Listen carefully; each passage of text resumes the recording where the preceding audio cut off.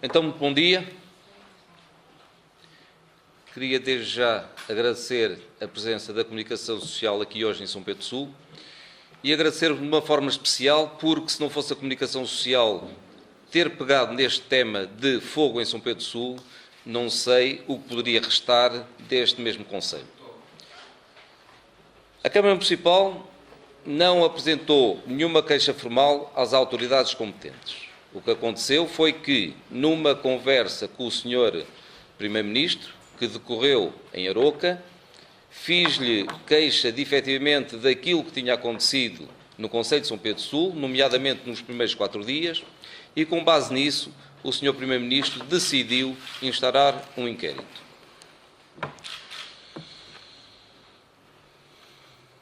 Deste mesmo incêndio, há diversas questões que teremos que colocar.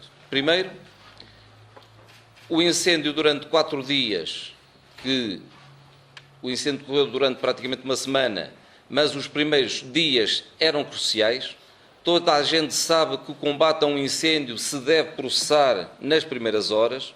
Isto em São Pedro Sul não aconteceu, e o que aconteceu foi que, efetivamente, durante praticamente 4 dias, não tivemos praticamente ajudas externas nenhumas. Se as tivéssemos tido, a tempo e horas, tínhamos evitado a calamidade que aconteceu no Concelho de São Pedro Sul. E estamos a falar numa área ardida de 12.000 hectares, o que corresponde a 1/3 do nosso concelho. Agora, depois de todo este espaço queimado, há diversos problemas que se vão colocar para o futuro. Primeiro, estamos a falar no pasto dos animais, que, como todos sabeis, durante 6 meses os animais não terão qualquer tipo de pasto. Estamos a falar numa zona de montanha que, efetivamente, tem muito gado caprino e também muitas vacas. São Pedro Sul é conhecido pela sua vitela de Lafões e esse gado agora, como sabeis, sem pastos, irá estar comprometido. Mas também, com toda esta área queimada, vai haver problemas de desmoronamentos. Vai haver muros sem vegetação, há muros que irão cair, e vai haver desmoronamentos de toda aquela serra que irá pela encosta abaixo. Depois, teremos também o problema das cinzas. O problema das cinzas, a partir do momento em que começarem a vir as primeiras chuvas, a cinza irá cair nos nossos rios.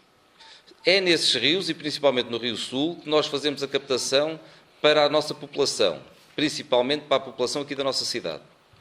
Isso vai acarretar que, se não tomarmos medidas urgentes, e teremos que as tomar, a verdade é que, se não as tomarmos, a população de São Pedro Sul irá ter água de fraca qualidade. E então teremos que urgentemente ir adquirir filtros que são caríssimos, mas que teremos que realmente tomar providências para que realmente a população possa ter água de qualidade nas suas habitações. E iremos trabalhar a curto prazo nesse sentido. Depois também temos que falar na questão da indústria madeireira. São Pedro Sul tem uma grande quantidade de pessoas que trabalham e vivem da indústria da madeira, e o que acontece é que, com esta área ardida, irão ter problemas para o futuro. O que significa que, se nós temos problemas neste momento de emprego, mais problemas iremos ter para o futuro, porque sem emprego não conseguiremos segurar cá os nossos concidadãos. E são todos estes problemas derivados do incêndio, são todos estes problemas que serão colocados para o futuro. Nós até aqui tivemos a ver a questão do incêndio, causou prejuízo, causou prejuízo ao Estado, porque, não tendo atacado a tempo e horas, fez com que tivesse de deslocar muitos meios aéreos para esta região, tivesse de deslocar cerca de 1 milhar de homens e largas centenas de viaturas para vir combater este incêndio. Quando se o mesmo tivesse sido combatido a tempo e horas, nada disto teria sido necessário. E depois provocou também pobreza nas nossas populações, porque, com a queima dos seus pastos e com a queima da sua madeira, as populações ficaram mais pobres. De forma que isto é um alerta que se quer e que se pretende dar a quem dirige os destinos do nosso país, para que situações como esta não voltem a acontecer no nosso país. Eu agora iria passar uns pequenos slides sobre números. Pedro.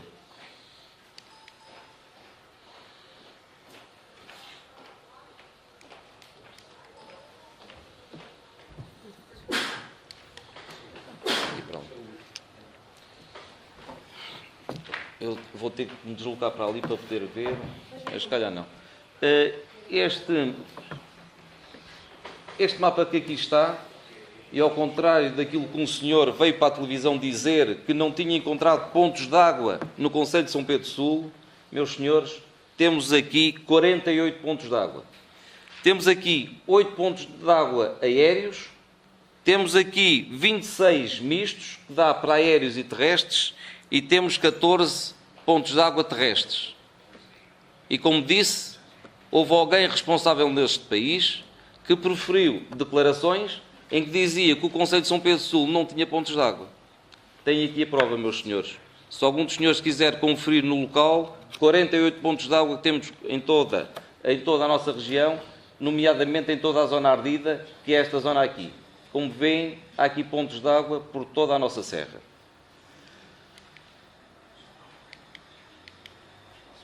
Agora, mostrávamos um mapa, o mapa por onde o incêndio entrou no nosso concelho. O incêndio entrou aqui, na zona na freguesia da antiga freguesia de Covas do Rio, mais concretamente na zona de Fragoselas e Covas do Monte. O incêndio dirigiu-se nesta direção, conforme está este traço azul, e progrediu nesta direção. A segunda frente de incêndios, e estamos a falar tudo de incêndios que não foram produzidos no concelho de São Pedro Sul, é tudo concelhos que foram importados do vizinho concelho de Aroca, entrou depois na zona de Gestoso, na freguesia de Manhoce. Depois progrediu em direção a Gestosinho, Bondança e Salgueiro. Depois entrou ainda uma outra frente sobre a povoação de Bondança, na mesma freguesia de Manhoce. E progrediu juntando-se ao outro, que já existia. Depois entrou uma nova frente na freguesia de Covas do Rio, avançando em direção à Meixiosa, Campo Grande, Covas do Rio e Serraco.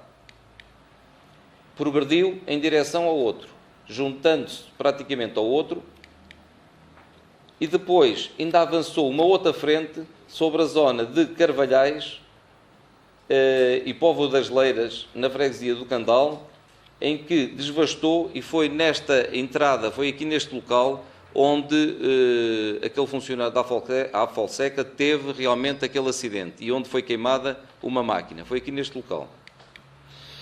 O fogo progrediu em direção a Carvalhais e, meus senhores, mais ou menos, este traço vermelho pode não estar completamente correto, mas será mais ou menos este o espaço envolvente que realmente foi queimado no concelho de São Pedro Sul. Meus senhores e minhas senhoras, praticamente todo este espaço que foi queimado insere-se todo na rede Natura 2000. Ou seja, todo este espaço era um espaço que deveria estar protegido e que não foi protegido. Ainda respondendo àquele senhor de barbas que veio para a televisão falar, em que dizia que não tinha havido ações de sensibilização, minhas senhoras e meus senhores, este ano, como nunca, fizemos 20 ações de sensibilização em todas as freguesias, nomeadamente os nossos técnicos e a GNR, tendo ido às freguesias, nomeadamente às igrejas, e no púlpito da igreja fizeram ações de sensibilização junto das populações. Estamos a falar em 20 ações de sensibilização este ano, entre 10 de abril e 19 de junho. Também respondendo ao mesmo senhor, que diz que havia muito mato à volta das casas, efetivamente há, e não se consegue controlar tudo. Mas a verdade é que este ano, e como nunca, fizemos 194 notificações para limpeza dessas mesmas matas à volta das casas, sendo elas 93 inserida em área florestal e 101 inserida em zonas urbanas. No que diz respeito ao Plano Municipal de Emergência e Proteção Civil, também há pessoas que também falam sobre isso. A verdade é que o nosso plano está feito, tenho aqui comigo, e só não foi acionado porque foi enviado no dia 1 de dezembro de 2015 para a Autoridade Nacional de Proteção Civil, e desde essa data até ao momento, e já passaram 8, 9 meses, a verdade é que, desde esse momento até agora, ainda não foi aprovado, nem nada nos foi dito sobre o mesmo. No que diz respeito a habitações e palheiros queimados, temos aqui a listagem. Freguesia de Manhoce, povoação de Vilarinho, 1 palheiro. Povoação de Malfeitoso, 2 palheiros.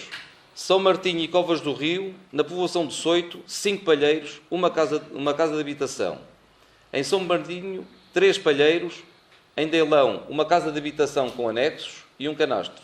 Na freguesia de Carvalhais, na povoação da Arada, 2 casas de habitação, uma casa com telhado queimado, 2 canastros, um moinho e uma máquina queimada.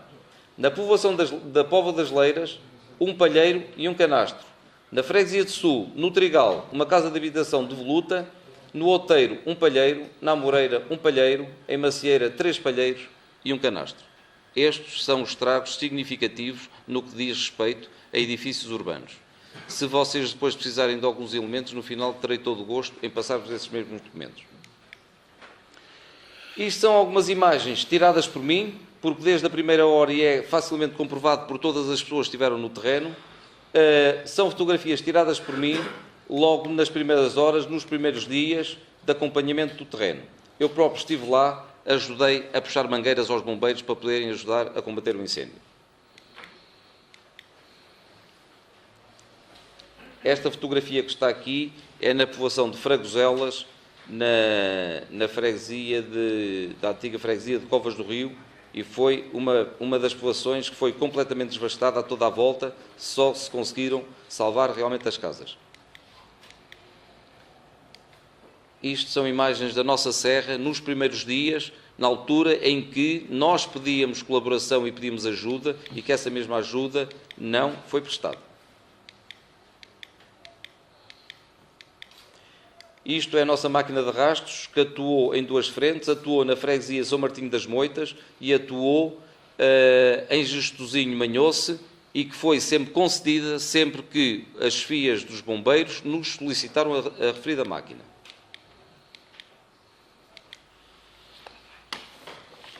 No que diz respeito também a alguma crítica que também já ouvi por aí, no que diz respeito à abertura, limpeza e manutenção de estradões florestais, senhores jornalistas, nunca, em ano nenhum, foi feita a limpeza e a abertura de tantos estradões como este ano. Na freguesia de Sul foram abertos 40 km, abertos, quando falo em abertos, falo em abertura e limpeza, 40 km, na freguesia São Martinho das Moitas, 15 km, na freguesia de Carvalhais, 12 km. Estamos a falar em freguesias que foram todas atingidas. Freguesia Figueiredo de Alva, 10 km, freguesia de Pinho, 15 km, freguesia de Pindelos Milagres, 8 km, Santa Cruz da Trapa, 8 km, Vila Maior, 10 km, Serrazes, 5, Bordonhos, 4. Totaliza, minhas senhoras e meus senhores, 127 km de abertura de estradões e de limpeza de estradões. No que diz respeito à prevenção, os objetivos principais da Proteção Civil do nosso Concelho, quais são? Uma delas é prevenção. Essa prevenção foi feita com as ações de sensibilização. O atenuar foi feito com a limpeza dos estradões e a abertura dos novos, que já vos dei dados. O socorrer, a população foi socorrida sempre que tivemos conhecimento, todas as situações foram sempre apoiadas. E depois o apoiar. O apoio foi sempre prestado, sempre que os comandos dos bombeiros nos solicitaram o mesmo. No que diz respeito à reposição agora de tudo aquilo que estragou. Estamos neste momento, já começámos ontem a fazer a limpeza das vias, porque como sabeis, as vias ficam sujas com paus e pedras, isso começou a ser feito ontem. No que diz respeito a linhas de eletricidade, existe apenas uma única casa em todo o concelho que ainda não tem eletricidade. No que diz respeito a telefones, está uma situação mais complicada, porque, como sabeis também, as linhas telefónicas passam todos em postes de madeira, isso tem que ser tudo, tem que voltar a fazer novas linhas por todo o concelho, e isso irá demorar mais tempo. No que diz respeito também a abastecimento de água, também tivemos algumas povoações que foram atingidas pela mesma, e a partir deste momento estamos também a atacar esse mesmo assunto. Agora, e antes de encerrar, dava a palavra aos seus jornalistas. Eu queria que hoje fosse o último dia para se falar sobre incêndios. Eu tenho que começar a preparar o futuro, tenho que começar a divulgar o Concelho de São Pedro Sul. O Concelho de São Pedro Sul foi atacado por um fogo E nós temos que promover as nossas termas, temos que continuar a promover o nosso Conselho e queria, minhas senhoras e meus senhores jornalistas, que realmente, a partir de hoje, me pudessem dar descanso a mim e também ao nosso Conselho, porque nós temos coisas muito boas no nosso Conselho e é isso que queremos divulgar. De forma que vocês hoje têm abertura para perguntar todo, não tenho nenhum assessor atrás de mim a dizer que só respondem a 2 ou 3 perguntas, estou aqui para responder a todas as perguntas que vocês queiram e que eu saiba responder. De forma que a partir deste momento fazem favor. Sr. Presidente, houve 3 mudanças de comando. Houve uma no sábado à noite em Manhoce, que foi o Código Coimbra Carlos Luís, onde estava acompanhado de um comandante do Conselho de São Pedro do Sul. Depois, de sábado para domingo, houve uma nova mudança de posto de comando, que veio o comandante Elísio, que se a memória não me traiçoa, é comandante no distrito de Lisboa, e não teve ninguém do Conselho a assessorar. E depois, no domingo para segunda, houve nova troca de comando, veio o comandante Chambel, novamente sem nenhum elemento de comando dos bombeiros locais. Isto, de alguma forma, dificultou o combate ao fogo? Olha, eu quero me debruçar, e é isso como tenho debatido, é essencialmente com os primeiros 4 dias. A partir daí, não quero, isso é uma guerra de bombeiros, não quero ir por aí, e aquilo que eu me limito a falar é apenas os primeiros 4 dias. A partir daí, agora, não teve ninguém, o comandante Luís não teve ninguém a assessorar, não é verdade, eu estive praticamente sempre ao pé dele, e se não estive eu, esteve um chefe de gabinete. Sr. Presidente, mas nesses 4 dias que contavam com a prata da casa, esses problemas de comando também não podem ter complicado as questões de combate?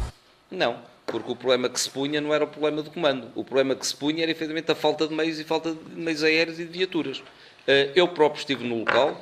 Eu, quando digo que tínhamos 25, 30 elementos no combate aos incêndios, isto era aquilo que, como sabem, não era sempre 25 ou 30. Havia alturas que podia ser 40, havia alturas que podiam ser até 10. Tudo dependia da hora do dia, dependia das rendições. Agora, a questão do comando não se põe. A questão do comando, havia um comandante, o fogo, como se sabe, tinha diversas frentes, havia um comando em Santa Cruz da Trapa que cumpriu com as suas obrigações, havia outro comando na zona São Martinho das Moitas que cumpriu também com as suas obrigações. Não é isso, o problema que está em causa é que, durante 4 dias, praticamente os nossos bombeiros de São Pedro Sul, e honra lhes seja dada pelo combate que eles fizeram, como disse, eu próprio estive ao pé deles e vi o que eles sofreram, é que 4 dias andarem a combater um incêndio praticamente sozinhos, estavam completamente exaustos. É isso que eu me refiro. A questão do comando é uma questão que não se põe, as coisas correram bem a nível de comando, tanto na área de São Martinho das Moitas como na área de Manhoce, não é por aí. Vamos ao teu lado político. Como o senhor disse, o fogo foi um incêndio importado, veio de Aroca, Conselho de Aroca, Distrito de Aveiro, entrou em São Martinho das Moitas, Conselho de São Pedro do Sul, Distrito de Viseu. Ou o Sr. Presidente da Câmara ou o Sr. Secretário de Estado não cumpriram com as terminações, porque sendo um fogo de caráter interdistrital, não devia ter sido acionado o Plano Distrital da Defesa da Floresta, que na ausência dos governadores civis é uma competência do Secretário de Estado da Administração Interna? Olha, ainda bem que põe a questão nesses termos, porque a minha opinião é precisamente essa. Eu penso que realmente o problema foi mesmo este. É que a partir do momento em que o Código Aveiro, o fogo entra na área de Viseu, na minha opinião, e na minha modesta opinião, e é isso que o inquérito deve averiguar ou não, penso que o Código Aveiro, como tinha outros fogos na área de Aveiro, preocupou-se mais com os outros fogos, esqueceu-se deste. O Código Viseu, por sua vez, também, como tinha também outros fogos na área dele, e como este era importado da zona da Aroca, também provavelmente, poderá não se ter preocupado tanto sobre isto. Seja como for, será o inquérito a averiguar realmente isso que aconteceu. Agora, o que eu quero dizer é que o que eu não queria era que acontecesse mais para o futuro aquilo que realmente aconteceu. Sr. Presidente, mas não terem acionado, à semelhança do que aconteceu no Porto, na Madeira, e não sei mais onde, que já não tenho cabeça para isso, não terem acionado o Plano Distrital da Defesa da Floresta contra Incêndios, numa altura em que o Distrito está sem meios, não é que isto não permitiria responder à sua preocupação de colocar mais meios no terreno? Não lhe sei responder a isso.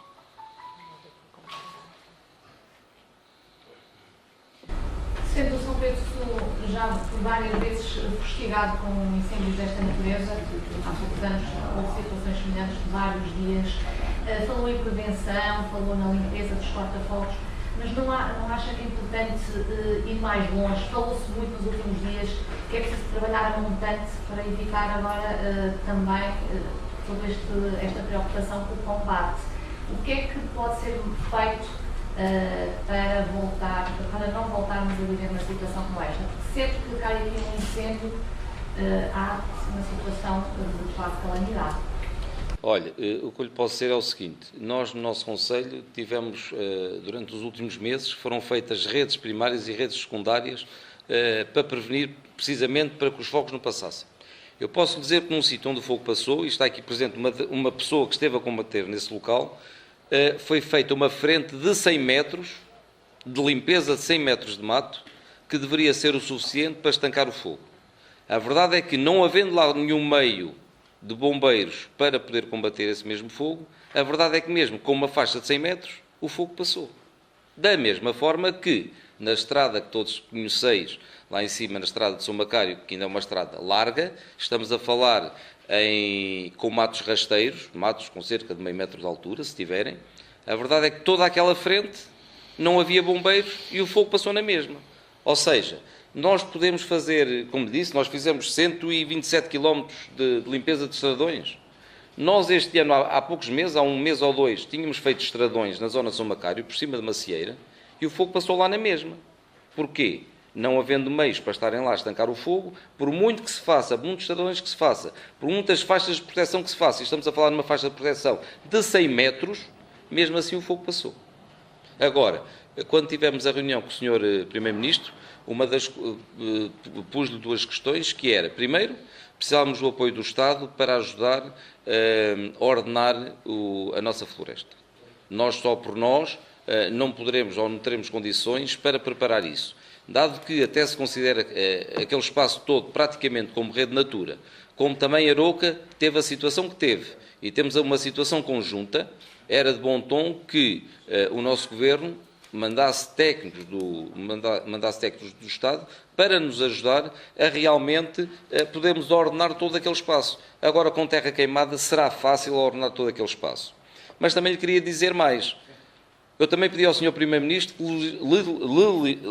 legislasse no sentido de, se a Câmara Municipal tivesse necessidade neste momento de poder entrar nos nossos montes, que não tivéssemos problemas de depois qualquer proprietário vir pedir qualquer indemnização à Câmara por causa do motivo de termos entrado na propriedade sem autorização. Eu posso lhes dar o caso concreto de uma eólica que foi instalada aqui na nossa serra, em que os proprietários das eólicas, pensando que seria terreno baldio, entraram num terreno particular, e a verdade é que esse senhor meteu uma ação em tribunal, ganhou e foi indenizado por um valor tão grande como se fosse uma propriedade urbana cá embaixo no centro da cidade. E eu não posso correr esses riscos. E eu pedi ao Sr. Primeiro-Ministro, no sentido de realmente legislar, no sentido de uma entidade do Estado, e dado que nós neste momento o terreno está queimado, não sabemos quem são os proprietários, e serão muitos os proprietários, nós, para ordenarmos aquele espaço, temos de saber realmente se podemos entrar no espaço de cada um ou não. Sr. Presidente, bem sei que isso vai demorar tempo, mas há de haver um cálculo, nem que seja olhómetro, de algum quantificativo de quantos milhões é que poderemos estar aqui a falar quando o levantamento dos prejuízos for completo? Vocês, jornalistas, gostam muito de falar em números, gostam muito de saber quantos bombeiros foram, quantos carros foram, quanto dinheiro é. Como pode calcular, é muito difícil contabilizarmos aquilo que foi queimado. Nós não temos condições, nem meios humanos, para andar agora a contarmos quantos pinheiros se queimaram, quantos eucaliptos se queimaram. Porque mais grave do que isso é os custos que vai ter para o futuro. Nós, como disse, com a nossa serra 6 meses sem gado, vai implicar que as nossas populações vão vender o gado. E as nossas populações vendendo o gado, as pessoas não têm nada que as agarre à terra. Não as tendo nada que as agarre à terra, vai haver desertificação. Havendo desertificação, a situação cada vez vai piorar. Ou seja, aquilo que aconteceu agora, cada vez será pior para o futuro. Por muito que nós venhamos a ter o melhor ordenamento do território ou não, nós, sem populações nas nossas serras, as situações irão prejudicar. E depois iremos ver também quais são os prejuízos que iremos ter no que diz respeito à questão da madeira. Realmente a madeira tendo sido queimada, os nossos madeireiros vão ter que fechar as portas, vão ter que desempregar os seus funcionários. Isto são tudo custos que nunca se vai conseguir contabilizar. De forma que temos a parte também turística. Eu sei que, por exemplo, o Conselho de Arouca o Concelho de Aroca já está a ter problemas com a questão dos passadiços do Paiva, já houve muitas desmarcações, já se nota no Concelho de Aroca ter, por exemplo, muito menos pessoas. Isto vai também acontecer connosco, e isto são tudo números que nunca se vai conseguir contabilizar, porque é uma contabilidade indireta que realmente a indústria do turismo nunca se consegue contabilizar, de forma que não quero avançar com números, porque nunca iremos dar números corretos. As pessoas que ficaram sem casa, alguma ajuda? Sexta-feira vou ter cá o diretor, o presidente da Cáritas, que me vai trazer a possibilidade da Cáritas poder ajudar essas mesmas pessoas. Seja como for, o Sr. Ministro da Agricultura disse-nos também, nessa reunião em Aroca, que em outubro iria abrir avisos no sentido de realmente as pessoas que tiveram aos juízes poderem candidatar dentro de determinadas medidas.